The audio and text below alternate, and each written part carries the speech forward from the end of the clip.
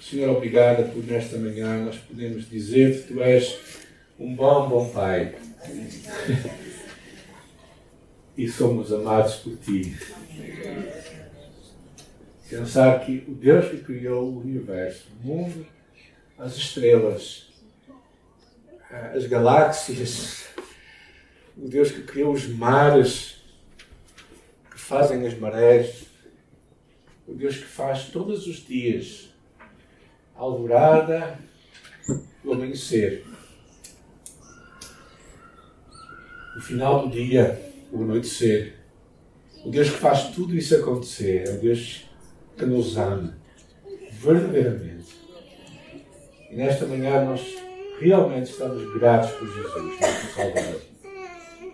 Nós podemos dizer que somos amados por Ti, Senhor, e que agradecemos por isso. E oramos que em nosso coração haja oportunidade para ouvir a Tua voz e que o Teu Espírito Santo possa compreender connosco nesta manhã.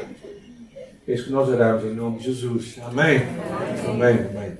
Então, hoje eu estava a estudar parei no livro de Gálatas, capítulo 5, que eu quero hoje começar a estudar e na próxima semana terminar. E este capítulo é um capítulo muito interessante, é um capítulo que fala acerca de liberdade, não é? Não sei quem nasceu antes, no Antigo Regime, antes de 74. Em Portugal. Ok. Alguns são de outro tempo, se calhar viveram o Antigo Regime lá nos vossos países também, mas nós que nascemos antes de 74, eu lembro quando eu tinha os meus, não digo os meus anos, porque são os 11 comigo, eu tinha 9 anos de idade, quando em 74 eu me deparei indo para a escola de um mural pintado. E viva a liberdade! E passámos um tempo de grandes mudanças naquela altura em Portugal. Um tempo em que as pessoas começaram a até poder beber Coca-Cola. Não sei quem se lembra que antes de 74 em Portugal não era permitido beber Coca-Cola. Havia várias coisas que aconteciam. Eu lembro quando eu era miúdo, lá em casa, no final da RTP1, porque não havia canais. Não havia esses canais de cabo, não é? Os jovens não percebem o que é isto, haver dois canais televisivos, não é? E no final daquele canal havia uma coisa que sempre acontecia todos os dias. Alguém se lembra? O hino nacional. E quando se cantava o hino, o que é que nós tínhamos que fazer? Ficar em pé. Pois eu vivia no quinto andar e eu ficava em pé porque eu achava que alguém não poderia estar a ver. Também se dizia que no meu blog havia um informador lá da PID, não é?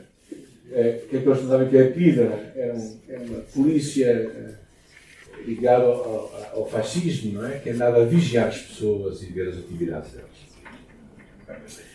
Então, aquele clima todo nos deixava muito presos, não é? Muito... Claro que depois passou-se por um tempo de revolução, que verdadeiramente foi curiosa a nossa chamada Revolução de Escravos, não é? Que não levou a uma violência, uma destruição. Mas 75 foi um ano também complicado, não é? Com vários movimentos extremistas. Mas claro que todos nós percebemos o que significa ser liberdade, não é? Consegue-se respirar de uma forma diferente. Mas se calhar todos nós também sabemos o que é ficar presos ou escravos de algumas coisas. Ficar apanhados em vícios, em formas de pensar e viver que nós não gostaríamos de pensar assim. E nós não conseguimos ser daquele ciclo de vício, não é? E este livro de Gálatas fala um pedaço acerca disto. Paulo tinha falado muito acerca da... Eu também, no princípio do trabalho aqui, particularmente no princípio, trabalhamos com o Ministério com toxicodependentes e alcoólicos. E uma das imagens que eu penso muitas vezes dos vícios é esta imagem. Deixa eu ver se isto funciona. Podes ajudar aí em cima, por favor? Ok, é esta imagem. Sabe o que é isto? Nem consegue imaginar? Podia ser um bloco negro, um poço, na verdade é um poço. Eu sempre digo que é quando tu vais descendo um poço, não é? tu vês lá em cima um pouco de luz, e quanto mais desces, menos luz vês. Chega uma altura, quando tu ficas apanhado em vícios, ou formas erradas de pensar, em que tu vais tão fundo, tu achas que não há mais sol, não há mais luz. E aí pode ser o que quer que seja, as coisas até piores. O apóstolo Paulo divide este capítulo em duas partes que eu queria ver contigo. A primeira parte fala acerca da tua experiência de conhecer Jesus Cristo como teu Salvador. Um momento em que tu na tua vida tomas uma decisão clara e consciente de entregar a tua vida a Jesus. Isso acontece uma vez na vida, um momento em que tu dizes assim, eu entrego a minha vida a Jesus, porque eu acredito que Ele vai fazer melhor pela minha vida que eu posso fazer por ela.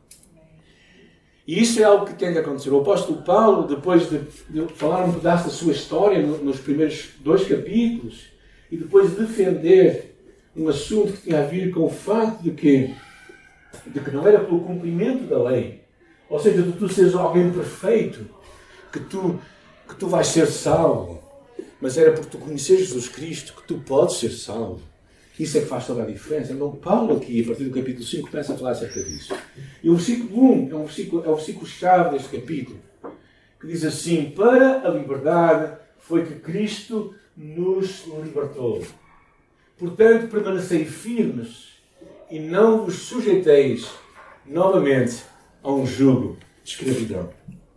Então, o que percebemos claramente é que o apóstolo Paulo tinha esta clara consciência de que é para a liberdade que Cristo nos libertou. Ora, liberdade pode ser muito mal interpretado. Liberdade não é libertinagem, não é fazer tudo o que te vai na cabeça, e que às vezes te vai levar até momentos de escravidão. Mas liberdade é a oportunidade de tu poderes escolher, em consciência, fazeres o que queres fazer. E só Cristo pode fazer isso. Só Cristo pode te tornar verdadeiramente livre. E por isso o apóstolo Paulo, ao falar sobre isto, ele nos dá uma proposta muito clara, para não ser o mundo que vai ditar a nossa agenda, o sistema em que nós vivemos. Nós não temos que ser iguais aos outros. Não tem que ser a nossa carne, a nossa natureza, a nossa tendência pecaminosa que vai dizer o que nós temos que ser. Não vai ser Satanás que nos vai levar a ser o que nós não queremos ser. Ou seja, quando tu conheces Jesus Cristo, tu vais perceber isto. Cristo te liberta para tu seres tudo o que Deus quer que tu sejas. E porquê isto? Porque verdadeiramente as coisas só têm um propósito quando elas cumprem o seu propósito. Por exemplo, se tu tens no telemóvel, eu sei que os meus netos gostam de usar o telemóvel para tudo, menos para aquilo que deve ser o telemóvel, que é para comunicar, certo? E eles usam para todas as coisas. Se calhar a última coisa que eles pensam é ligar para alguém e comunicar com alguém. Mas parte do propósito de Deus e a liberdade vem para tu saberes porque é que Deus te criou e tu seres essa pessoa e viveres o que Deus tem para ti. E por isso o capítulo 5 fala muito acerca disto. É um capítulo muito interessante. Liberdade para ser tudo o que Deus quer que nós sejamos. E por isso há 2 momentos aqui que eu quero ver contigo. Não sei se vamos chegar ao segundo, mas o primeiro momento é que tu e eu somos salvos pela fé em Jesus. Uma única vez, no momento em que tu entregas a tua vida a Ele. No momento em que tu tomas uma decisão e dizes, e eu hoje entrego a minha vida a Jesus, para Ele ser o meu Senhor. E depois há um outro momento. É um momento em que, a partir do versículo 16, o apóstolo Paulo começa a falar acerca de tu e eu sermos santificados pelo poder do Espírito Santo. E isso é um ato que tu tens que tomar de vontade. Não é de vida, é de vontade. Em que tu entregas a tua vontade a Deus, dia após dia, momento após momento. E por isso são 2 momentos neste capítulo que o apóstolo Paulo traz para nós. Eu espero que, de alguma forma, pela graça de Deus, eu consiga tornar um pouco mais clara esta mensagem. Capítulo 5, versículo 1, vamos abrir. Os que têm Bíblia podem abri-la. Aqueles que têm telemóvel também podem abrir na Bíblia, no telemóvel. E vamos entender o que está aqui a dizer. Não é? Para a liberdade foi que Cristo nos libertou. Portanto, permanecei firmes e não vos sujeiteis novamente a um jugo de escravidão. 3 coisas que eu queria, antes de avançar, de vermos o que é que Cristo libertou. A primeira coisa que nós lemos é que Cristo nos libertou da penalidade da culpa dos nossos pecados. Ou seja, porque tu pecaste, porque tu erraste. Alguém não errou aqui? Alguém não pecou? Esta semana tive com um dos meus netos, com os seus 5 anos, e perguntei-lhe assim: olha, tu já pecaste alguma vez? Ele olhou assim: não, assim. A sério? Ele ficou assim a olhar para mim e pensou melhor assim: eu acho que já fiz, avô.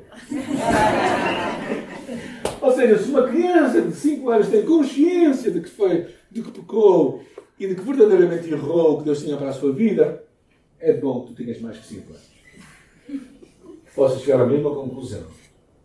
E a questão é que a palavra de Deus diz que o salário do pecado é morte. Ou seja, há um pagamento, por causa do teu pecado, do meu pecado, há um pagamento que tem que ser feito.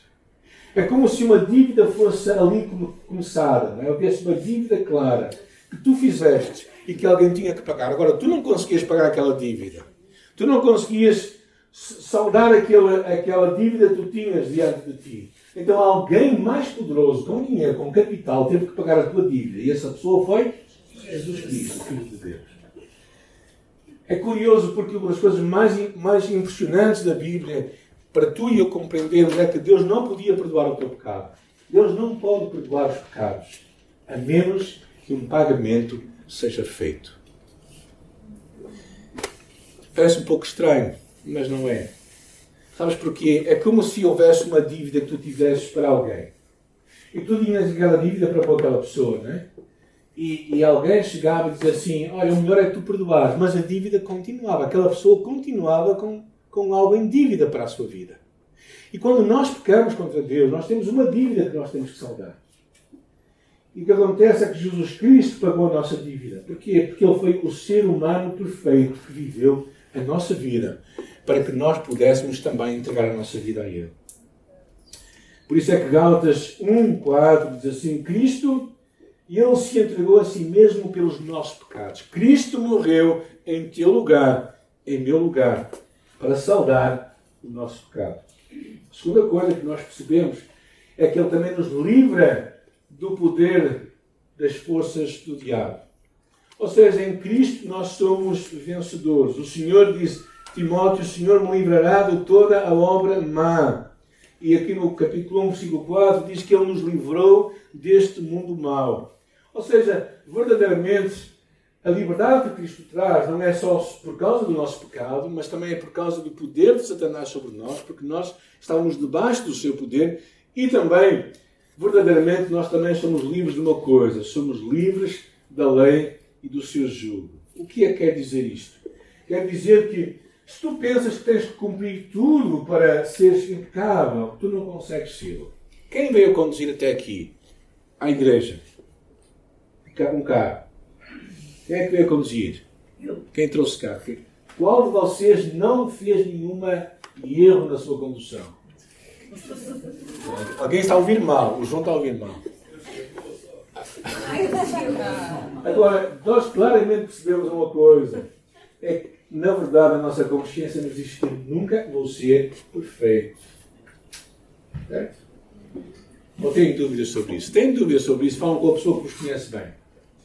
E perguntem: eu sou perfeito? É melhor não fazer, se não ouvir coisas que não quero ouvir. Depois diz assim o apóstolo Paulo: diz assim: eu, Paulo, vos declaro que Cristo de nada vos servirá se vos voltares a circuncidar. O que acontecia naquela altura era que os judeus achavam assim: ok, Cristo é bom, mas Cristo, vocês têm que ter Cristo, mas também têm de cumprir toda a lei que Deus vos deu. Vocês têm que ser impecáveis no vosso cumprimento da lei. Ou seja, vocês têm que se portar bem. Se vocês não conseguirem ser perfeitos no cumprimento da lei, então Cristo não vai ser suficiente. E o argumento destes primeiros versículos é um pouco nesta direção. Eu vou ler e depois falarmos sobre eles. Diz assim, o versículo 3. E outra vez declaro solenemente a todo o homem que se deixa circuncidar, que ele fica obrigado a cumprir toda a lei. Vós que vos justificais pela lei, estáis separados de Cristo, caídos da graça. Mas nós, pelo Espírito, mediante a fé, guardamos a justiça, que é a nossa esperança. Porque em Cristo Jesus, nem a circuncisão, nem a incircuncisão valem coisa alguma, mas a fé que atua pelo amor. Corrias bem, quem vos impediu de obedecer à verdade? Quem vos convenceu a agir assim não vem daquele que vos chama. Com um pouco de fermento toda a massa fica fermentada. Quanto a vós, confio no Senhor, que não pensareis de outra forma, mas aquele que vos perturba, seja quem for, sofrerá condenação. O apóstolo Paulo dá-nos aqui algumas ideias que eu queria passar por vós, que ele procura mostrar. Os argumentos do apóstolo Paulo é este, basicamente, que tu não consegues estar bem com Cristo e pensar que podes estar completamente bem com Cristo e tens, ao mesmo tempo, de ser perfeito e impecável em cumprir todas as coisas. Ele não está a dizer que nós temos que ser libertinos, mas o que ele está a dizer é que tu ou entras num lado ou entras no outro, para tu seres justificado, para tu seres salvo, para tu estás em paz com Deus. Ou seja, tu não podes pensar, quando eu for bom, aí eu vou estar em paz. Porque tu nunca vais ser bom. Quando eu for perfeito, dizem alguns, aí eu vou ser batizado. Tu nunca vais ser batizado. Percebes? Tu nunca vais ser perfeito. Ou seja, verdadeiramente o grande desafio é perceber que Cristo tem de ser suficiente para ti.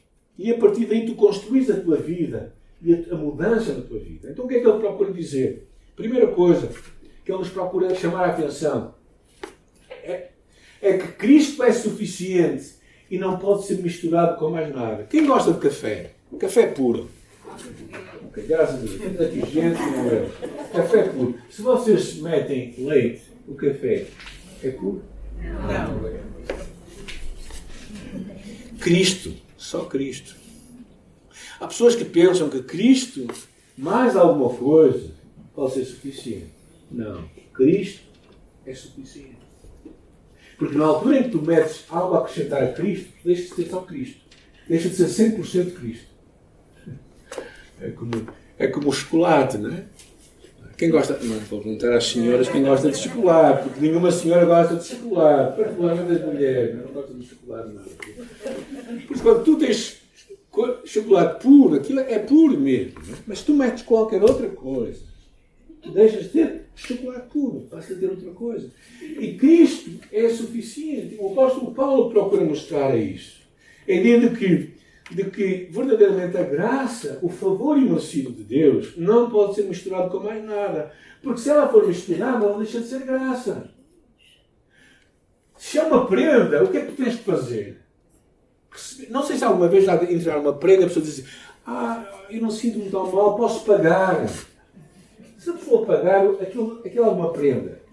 Deixa de ser prenda. A graça de Deus, é o favor imerecido de Deus, é favor imerecido porque tu não mereces. Por isso mesmo.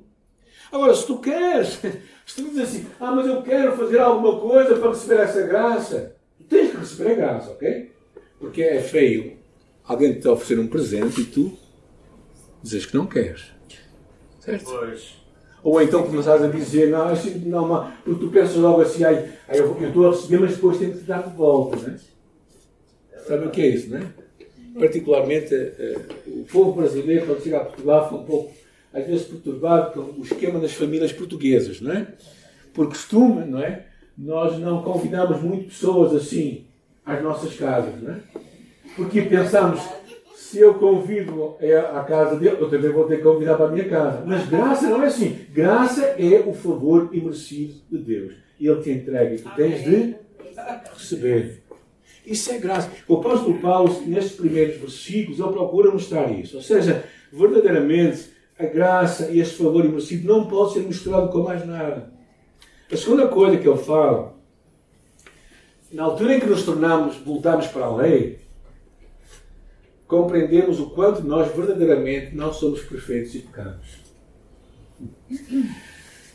Um amigo meu, coitado, não renovou a carta dele no Brasil. Chegou cá, ficou sem carta. Agora, foi feita uma proposta, assim. Teve um problema, foi apanhado pelos agentes de Deus. E teve que ir a tribunal. Não é? E a juíza foi muito generosa com ele e disse, pronto, você faz-me uma proposta, você tirar a carta outra vez. Então foi fazer o código e Chumbou, naturalmente. Se tu e eu fôssemos fazer o código hoje, possivelmente chumbaríamos. Não quer dizer que nós conduzamos mal. O que quer dizer é que verdadeiramente nenhum de nós sabe as leis todas. Certo? Sabe as regras todas, perfeitas. Porque há pequenas coisas que nós verdadeiramente não sabemos. É verdade. Sabes? Ou seja, chegamos a um ponto em que nós percebemos claramente isto. Porque quando nós compreendemos e queremos, não, eu vou ficar debaixo da lei. Então, se ficarmos debaixo da lei, esquece. Tu não vais ser salvo. Nunca. Terceira ideia é que quando nós nos optamos pela lei, nós afastamos de Jesus. Nós deixamos de confiar na graça de Deus e passamos a confiar no cumprimento da lei. E vocês acham que é uma boa troca? Vocês acham que conseguem estar em paz diante de Deus? Esse é o argumento do apóstolo Paulo. Estar em paz diante de Deus e dizer assim, eu estou bem, eu sou mesmo bom. Eu não tenho maus pensamentos, nem pensar uma coisa dessas. Eu não julgo as pessoas. Não. Ou seja, o que o apóstolo Paulo está claramente a falar é que isso vai nos impedir de perceber isso.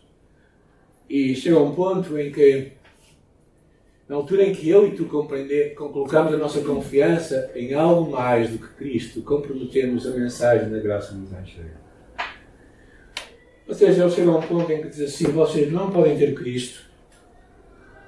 Vocês não podem ter Cristo e ter outra coisa ao lado dele. Ou é Cristo, ou é Cristo. Isto é como, eu já vos tenho dito aqui na igreja, não é? Que nós dizemos assim, eu vou ser fiel para a minha esposa 6 dias por semana, 20 horas por dia. 20 horas no 7º dia. Mas vais ali 4 horitas em conservinhas. Bem, melhor não dizer isso à vossa esposa, particularmente se ela for de gancho.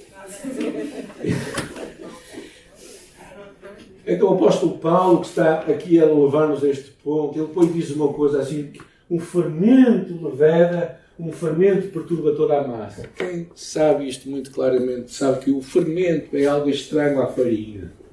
Mas quando uma farinha tem fermento, ela afeta toda a farinha. Ou seja, quando tu queres pôr algo ao lado de Jesus, aquilo vai afetar toda a mensagem. E Paulo estava incomodado com isto. Há muita gente que pensa que Cristo é bom, Cristo é top, mas não é suficiente. Eu também preciso ser muito bom para que Deus me ame e para que Deus me aceite. Não quer dizer que nós podemos continuar a ser maus, ok? Essa é a segunda parte da mensagem que eu não sei se vou chegar lá hoje. É a partir do versículo 16.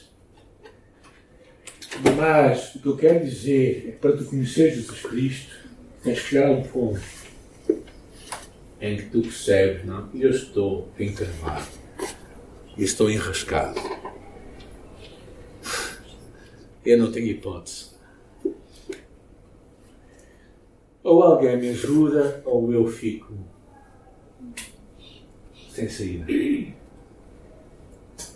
É isso que toda a gente tem que fazer quando está no problema também em vícios ou em problemas assim. Chegar a este ponto de perceber a incapacidade que ele tem. E quanto à tua e a minha salvação, tu tens de chegar a esse ponto em que dizes assim, não, realmente eu não consigo ser bom o suficiente para Deus me amar, ser bom o suficiente para eu ser agradável aos olhos de Deus. Eu não consigo ser impecável para que Deus me diga assim, ok, tudo bem, já passaste o limite, já estás mais ou menos bem, já podes entrar na minha presença. Mas depois, portas-te mal outra vez e lá baixas de escalão outra vez. Há muitos de nós que não percebemos isso. Tens que chegar àquele momento da tua vida, na minha vida, em que nós temos que perceber que só Jesus é suficiente para nós. Só Cristo pode ser suficiente para nós. E neste dia eu quero que tu percebas isso. E quero que tu tomes um compromisso com Jesus, se nunca o fizeste. Quero que tu tomes uma decisão para entregar a tua vida a Jesus e para dizer Jesus e só Jesus é o meu Salvador. Quando Jesus disse, reparem bem nas palavras de Jesus, eu sou, dizia Jesus, o caminho, a verdade e a vida, e ninguém vai a não ser por mim. Quando lemos estas palavras,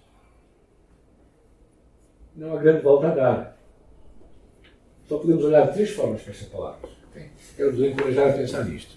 Estas palavras só podem ser ditas por um homem que, primeiro, era verdadeiro. Isso é o que nós acreditamos aqui. Ele é o Filho de Deus. Ele é o caminho, a verdade e a vida. E ninguém vai a Deus a não ser por Ele.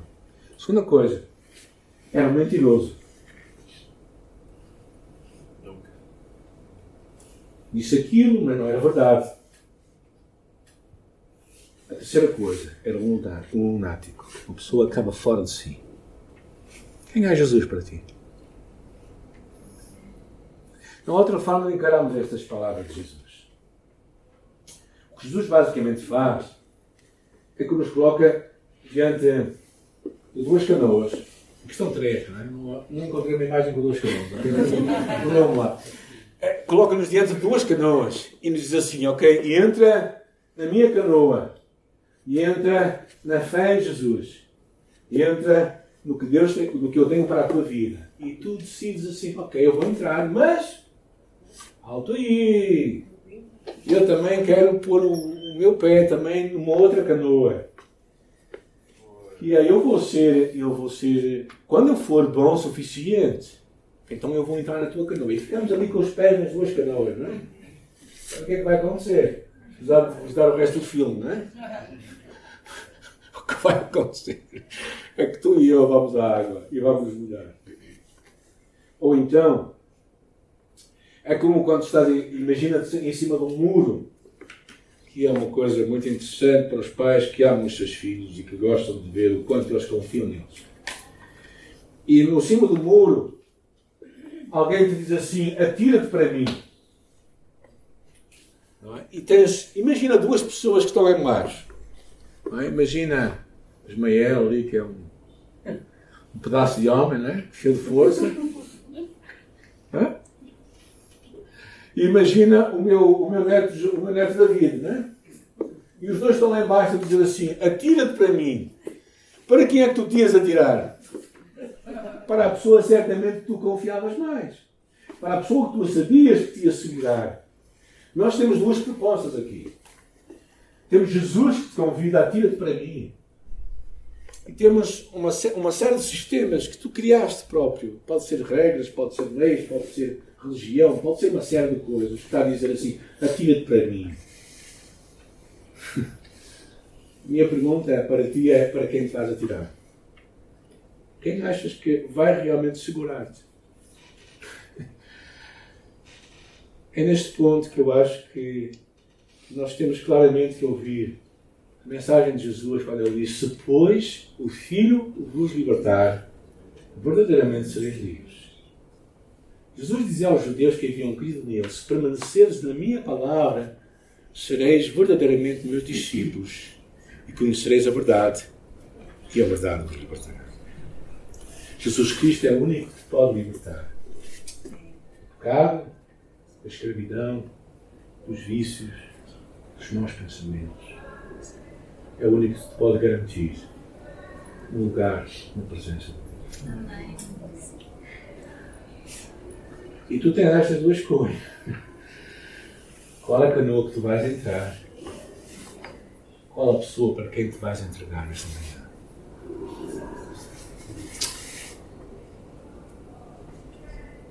Há uma vez na vida em que nós temos de tomar esta decisão. Uma vez. Há um momento na vida. Eu tive este momento com os meus 8 anos de idade. Em que eu sozinho no meu quarto, fechei os meus olhos e disse a Deus com toda a consciência que eu tinha, como uma criança, Senhor, eu sei que sou pecador. Eu sei que Tu me amas. Me amas verdadeiramente. Me amas a ponto de Jesus ter morrido em meu lugar na cruz. E nesta manhã, nesta noite, era uma noite, sozinho no meu quarto, às 9 da noite. E nesta noite eu entrego a minha vida a Ti. Eu peço que entres no meu coração e na minha vida. Eu quero que tu me salves. Aquela noite, a minha vida mudou. Eu percebi que Jesus era o único que me podia salvar. Nesta manhã quero dar essa hipótese também. Quero dar essa hipótese de também fazer esta oração comigo. Eu vou convidar todos nós a fecharmos os nossos olhos.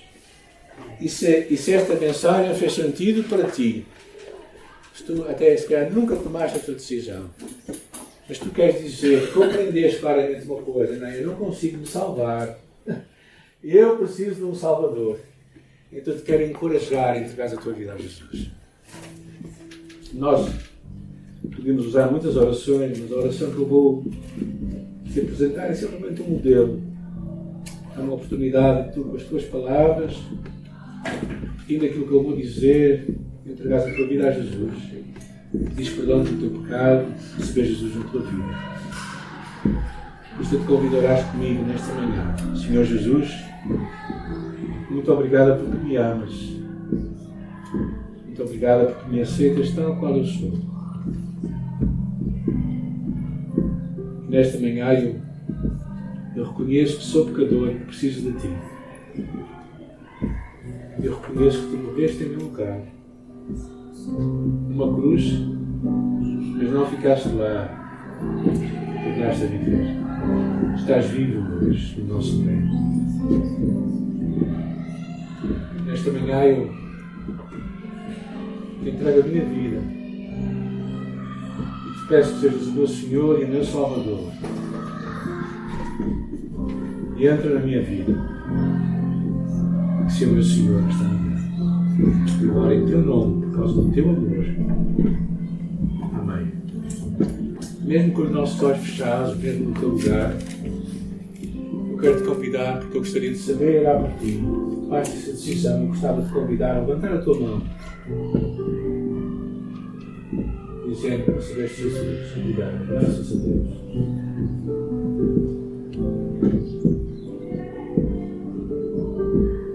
Obrigado, Senhor Jesus.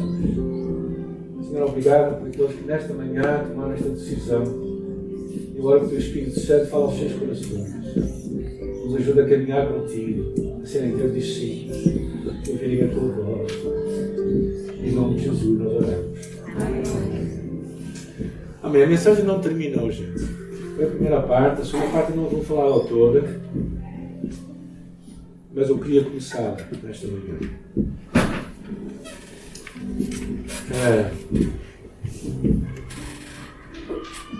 Foi para a liberdade que Cristo nos libertou. Permanecer com os filhos da liberdade. É o que diz o versículo 1.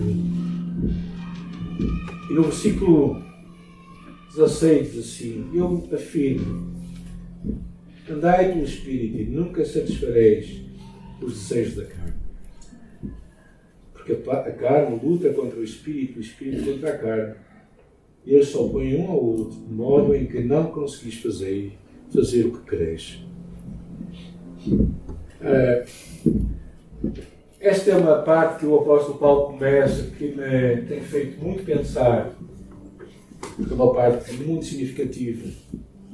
Quando ele nos traz esta ideia de andar pelo Espírito. Pode-me ajudar aí em cima, por favor? Não sei por que razão, mas está. Quando ele fala aqui acerca de andar pelo Espírito, sermos guiados pelo Espírito Santo. Uma coisa que um livro que eu tenho gostado de ler, que me tem ajudado muito, é pensar que o Espírito Santo, que habita em nós, é sensível. É muito sensível. É muito sensível. E eu acho que talvez esta seja a coisa que mais me tem ajudado nestas últimas semanas. Mas o que percebemos é que o Espírito Santo é uma pessoa, a pessoa de Deus, que habita em ti e em mim na altura em que nós recebemos Jesus Cristo. E como uma pessoa, ele tem sentimentos. Como uma pessoa, ele expressa sentimentos. E aqui o que nos fala é curioso nesta passagem, diz assim: andai pelo Espírito e nunca cumprireis os desejos o que são os desejos da carne. O desejo da carne é aquilo que tu e eu queremos fazer que não vai agradar a Deus. Não é? O desejo da carne é aquilo que nós podemos dizer é o pecado que sabe bem. Porque o pecado não sabe mal, gente. Se o pecado soubesse mal, nenhum de nós pecava, certo? O pecado é aquilo que a nossa carne, a nossa tendência pecaminosa, gosta de fazer. Mas o que diz aqui este versículo, e se eu consigo lê-lo bem, alguém pode ler aí um está sentado e deixa eu estou a ler a mesma coisa. Versículo 16. 5,17. Alguém lê? Digo, porém, andai em espírito e não cumprireis a concupiscência da carne. Ou seja, andai no espírito e não cumprireis os desejos ou a concupiscência da carne, os maus desejos da carne. O que é andar no espírito? É deixar-nos guiar pelo espírito, deixar que ele guie a nossa vida, depender do espírito, esperar no espírito. Ou seja, não está a dizer que tu e eu não vamos pecar, mas está a dizer que sempre que tu e eu andamos debaixo do Espírito Santo e debaixo da direção do Espírito Santo, nós não vamos viver em pecado. Agora, quando eu estava a pensar nisto, estava a pensar como é que de uma forma prática nós podemos fazer isto. E deu-me a imagem de 3 versículos bíblicos que eu tinha posto ali, mas que, enfim, não importa, está lá na Bíblia. 1 Tessalonicenses 5,19 diz assim: não apagueis, não extingais o Espírito. O Espírito pode ser apagado, porque esta carta é para os crentes. O que é extinguir um fogo? O que é extinguir um fogo? Tem que deixá-la tocar. É como uma fogueira. Tu tens uma fogueira ali, que está ali, e de repente tu deixas aquilo, e aquilo começa, e no final está lá as cinzas. Mas a fogueira, níquel. E muitos cristãos já muito apagaram o Espírito. Já muito aquele fogo deixou de aquecer, deixou de mexer o nosso coração. Há muitos nós deixamos que aquele fogo queimasse e nós vamos acomodando e aquilo vai se tornando cada vez mais umas cinzas, cada vez mais menos fogo e mais cinza. E está a dizer: não apagueis o Espírito. Há outro versículo que diz: não entristeçais o Espírito. Porque o Espírito é sensível. Ele pode ficar triste. Ele pode... Não é aquela tristeza dos nossos filhos ou netos, quando nós dizemos para não fazer aquilo, ou fica todo zangado e triste. Não é isso, não. Mas é aquela tristeza que vem de alguém que tu amas. Obrigado, gente, aí sim. Obrigado. É aquela pessoa que tu amas, não é? É que tu, basicamente, diz ali: não entristeçais o Espírito no qual foste selados no dia da redenção. Ou seja, é como se tu deixasses que este Espírito Santo de Deus, que é sensível, vai ficando triste em ti. E porque fica triste, diz: ok. Sabes, é como quando estás casado com alguém que tu amas e que a pessoa vê-te a agir errado para com ela e ela vai ficando magoada no seu coração e vai começando como que se afastar. E na verdade é o que eu percebo aqui. Porque no contexto desta passagem vem uma outra exortação que é encher-vos do Espírito. Se há uma exortação para nos enchermos do Espírito, significa que, quando se diz para tu te encher, significa que tu podes ficar vazio. Ou seja, tu podes ficar ali, vivo, sim, tens o Espírito Santo, ok. Mas onde é que ele está? O apóstolo Paulo, aqui nesta parte, ele começa a falar uma coisa tão significativa, porque basicamente ele começa a dizer: olha, anda no Espírito. E sabes, se calhar, se tu estiveres hoje sentado na tua sala, não é? Sem sapatos, porque é assim que se senta em casa, não é? Tens a paz, não é? E ficas ali descontraído. E tens ao lado o Espírito Santo de Deus, ao teu lado. Ele olha para ti. Como é que ele está? Como é que consegues ver? Como é que achas que o fogo de Deus que estava em ti está hoje? Como é que tu percebes a chama de Deus no teu coração? E o apóstolo Paulo está basicamente a dizer é que também para tu seres santo, como Deus quer que tu sejas, não é porque tu cumprires a lei, mas só vais ser com o poder do Espírito Santo. É importante ler a Bíblia, é importante orar, mas não é isso, segundo esta passagem, que te vai fazer viver em vitória sobre o pecado.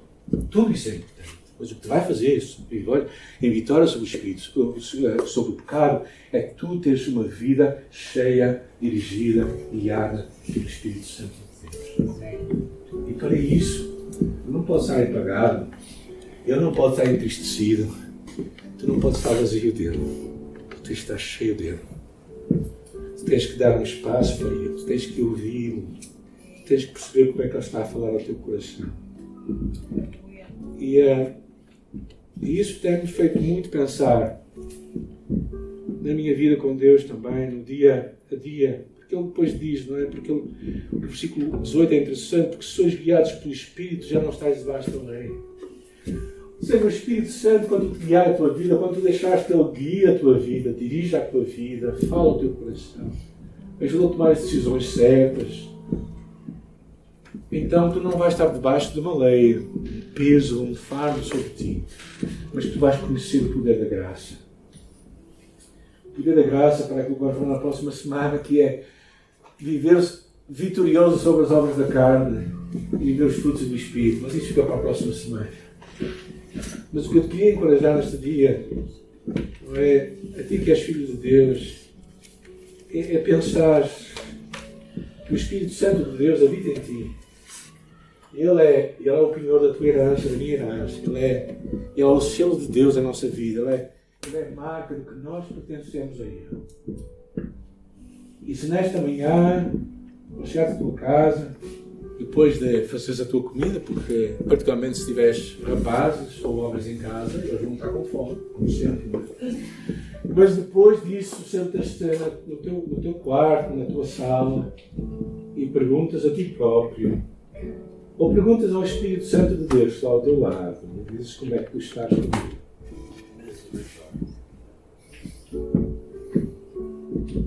E se calhar isso vai-te fazer alguma mudança na tua vida. Vai-te levar a alguma mudança. A mim tem levado a algumas mudanças. Para perceber que o Espírito Santo é sensível, eu não devo entristecê-lo, eu não posso apagá-lo, eu não posso extingui-lo da minha vida. E eu não devo estar vazio dele, eu devo estar cheio dele, controlado por ele. Isso vai levar um ajuste da minha vida que eu preciso fazer. E por isso, e depois ele vem daquelas obras da carne, fala das obras do Espírito, não é? O fruto do Espírito. E se o Espírito Santo realmente estiver a guiar a nossa vida, vai ser fácil viver tudo o que Deus tem para nós. Muito fácil. Mas se nós fizermos pela nossa força, pela nossa resistência, sermos obedientes, temos uma certa regra, não é? Para nos sentirmos melhor, então nós vamos cair novamente. E sempre cair. Mas o que precisamos é de sintonizarmos com Deus, com o Espírito Santo de Deus, perceber como é que Ele está, perceber o que é que Ele sente de nós. E certamente isso será suficiente. O pastor não precisa falar convosco. A pessoa mais espiritual da igreja não precisa falar convosco. Mas o Espírito Santo vai falar convosco e vos vai dizer o que é que vocês têm que fazer, o que é que vocês têm que ajustar, o que é que vocês têm que mudar. Eu oro para que isto aconteça. Eu oro para que hoje, ao ouvirmos Deus falar connosco, percebamos uma coisa. O versículo 1 tem mais sentido assim. O versículo 1 do capítulo 5 tem mais sentido. O versículo 1 que diz: para a liberdade. Foi que Cristo nos libertou. Permanecei firmes e não vos sujeiteis a nenhum jugo de escravidão. Quando tu segues o Espírito Santo de Deus, nada te pode escravizar, nada te pode derrotar, nada pode ser o teu Senhor, porque Cristo, o Espírito Santo, é o teu Senhor.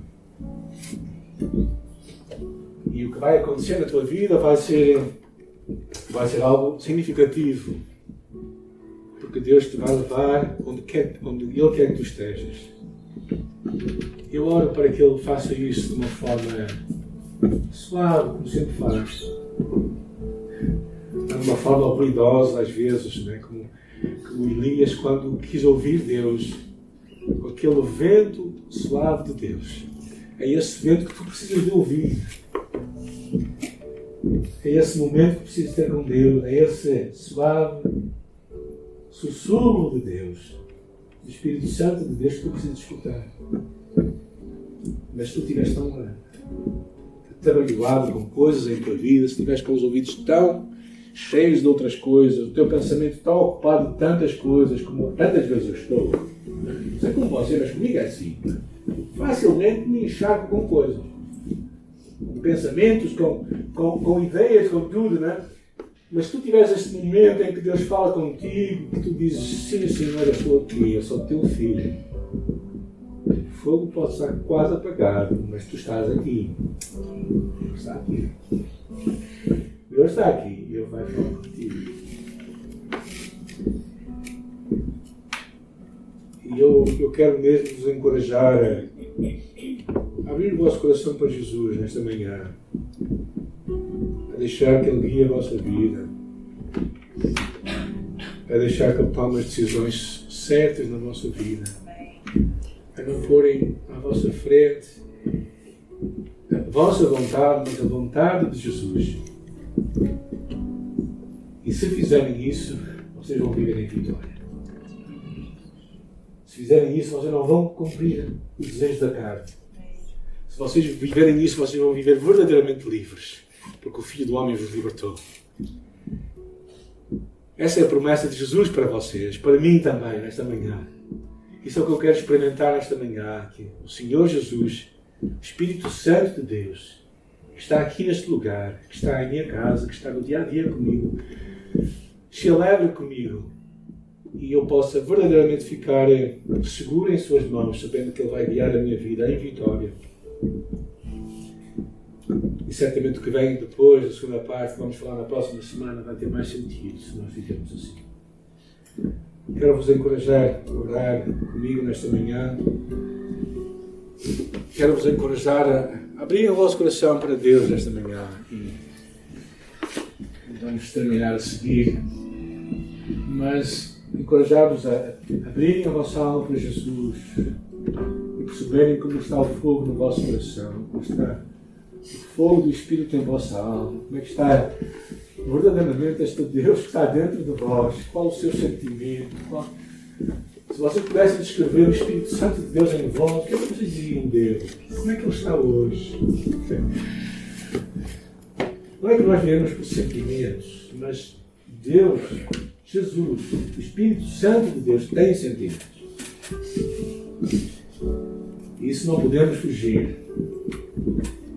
Nesta manhã, eu sou responsável da minha vida, da minha caminhada com Jesus, por viver para Ele, para cumprir a sua vontade, para deixar-me guiar pelo Espírito Santo de Deus. E eu quero encorajar a fazer isto nesta manhã. E talvez haja um preço a pagar, haja ajustes a ser feitos, haja mudanças que precisam de ser efetivas. E Deus não vai fazer isto por ti, tu vais ter que fazer. Mas a tua escolha hoje, nesta manhã, é tomar uma decisão para ir contra Deus, Jesus, e verdadeiramente deixar que Ele guie a tua vida, as tuas decisões. Não hoje, domingo, mas amanhã, segunda, terça, quarta, quinta, sexta e sábado, e próximo domingo. E assim cada dia.